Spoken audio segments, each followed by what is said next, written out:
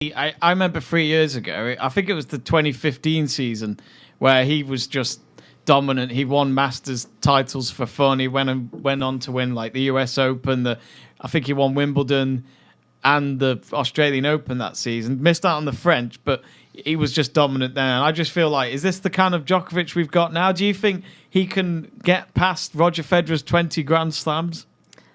Do you know what? As much as I don't want anyone to pass Roger Federer because he's a god, I think Djokovic will be the man to do it. Do you think? I do, because the last couple of years especially, he's just proved how dominant he is. Yeah. He can last over 5 sets. He can beat the best. He dispatched Nadal in straight sets in the final the other day.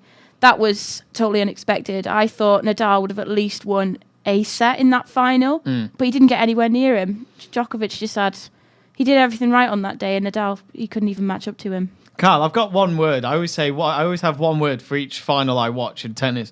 And for me, last night, it was frightening for me because I've never seen Djokovic or any other player just absolutely batter one of the fellow top 3 players like that. I'd agree it was frightening. If, you're Roger Federer or particularly Rafael Nadal. For me, it was disappointing, really. For me, it was disappointing because I was really looking forward to... obviously, I wanted some of the younger guys to come up and be challenging for, their first slam. Yeah. But then it was Djokovic v Nadal. They've had so many great matches. And I was saying to Kara before the show, I was expecting there to be this great 5-set battle. But then Novak apparently had something else to do that night and was just like, Rav, I'm sorry. I'm just going to have to absolutely destroy you. Because this was straight sets, but this wasn't even like it was, going to tie breaks or like this was like 6-4. No, there was no tie breaks at all. This was what? 6-2, 6-3, 6-2, I think? Something like that, yeah. What? This is Rafael Nadal. Part of me, I love sportsmanship, but part of me feels like he should have at least given him a set, to make it a show.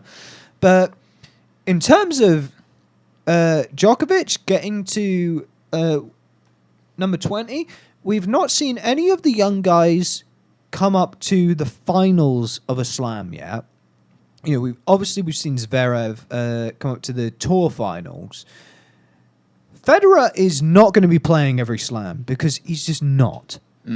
And Nadal, yes, he's got a chance, I think, at the French, but after this showing, it's not just in terms of skill, it's in terms of confidence, I think. So I would say, can Novak Djokovic get to 20 and pass 20 slams? I would say in the shape he's in, in the form he's in, who's going to stop him?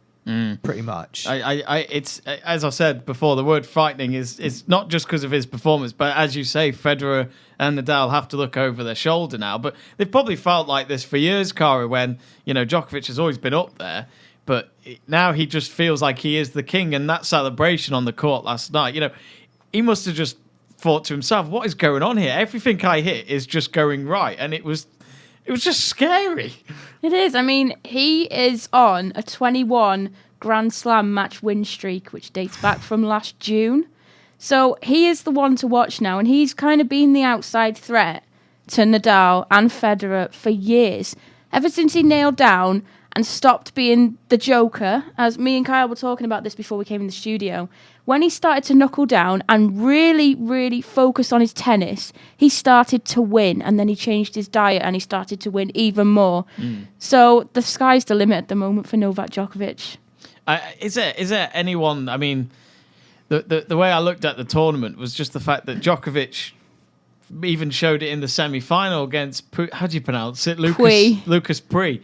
And even then, I kind of expected it to be that kind of one-sided match because Lucas Pouille had never been that far in a Grand Slam. I think the way I look at it is if Djokovic wins the French, he'll be the first player to ever win all 4 Grand Slams and to win them at least more than once. Because obviously some could say, winning a Grand Slam is still a big thing, but if you win a Grand Slam just the once, like Marin Cilic, maybe, some people would think, it was a bit of a fluke, you had a bit of results going the other way for you, maybe. I don't know. Winning a Grand Slam either way is not a piece of cake. I'd like a piece of cake. I'll have to have one after the show. Chocolate, maybe. But the way I look at it is, I think if Djokovic wins that, that's then 16 Grand Slams, and I'm going to actually suggest he is the greatest of all time in terms of the era he's in. Not the greatest of all time in tennis, because you can't say he was better than Pete Sampras when we never saw him against Pete Sampras or against Rod Laver going back to like the 80s and the 70s, etc. But I have to say that he would have to be one of the greatest and maybe better than Federer and Nadal, just because he's proved that he could do it on all surfaces and has won more Masters titles than any other player. The only thing that's holding him back is the Federer slams and the amount of titles, but he's got more prize money than anyone else as well. Well, prize money you can't really count. That's kind of like in all fairness, it does change, doesn't it? The prize money. That's kind of like in the Formula One, when they say, "Oh, and we've got a new record. He's scored more points than anyone." It's like, yeah, but you've like tripled the points since back then. I think with Djokovic, though, you've got to also look at the competition of the different eras. If we're saying the best of all time, when Djokovic has had some very stiff competition. I never said best of all time. I mean, just in his era, maybe. I think if he can beat Roger in terms of slams, I don't know if I would say he's the best of the Open era. No. Because personally for me, that's still Federer. But I don't know. It's the periods of dominance that Djokovic has had where it's not even seemed, at times when he's been on top, it's not even seemed close. Like, even Federer and Nadal, it seemed like the guy is untouchable and no one can beat him. So, I don't know. I'd say if Djokovic can beat Nadal on clay and Federer on grass, I think then we need to start reevaluating, the best of their era. But Djokovic has proven at Wimbledon he can beat Federer in the finals. That he's played 2 finals against Federer and he's beaten them in both, where Djokovic has never lost to Federer at a Wimbledon final. Yeah. I think it's happening, isn't it? It is, yeah. I think you're right that the French Open, no one could beat Nadal. He's never lost at the French Open final either. So yeah, 11 times, incredible. I think the next couple of months, couple of years will be the defining factor for Djokovic.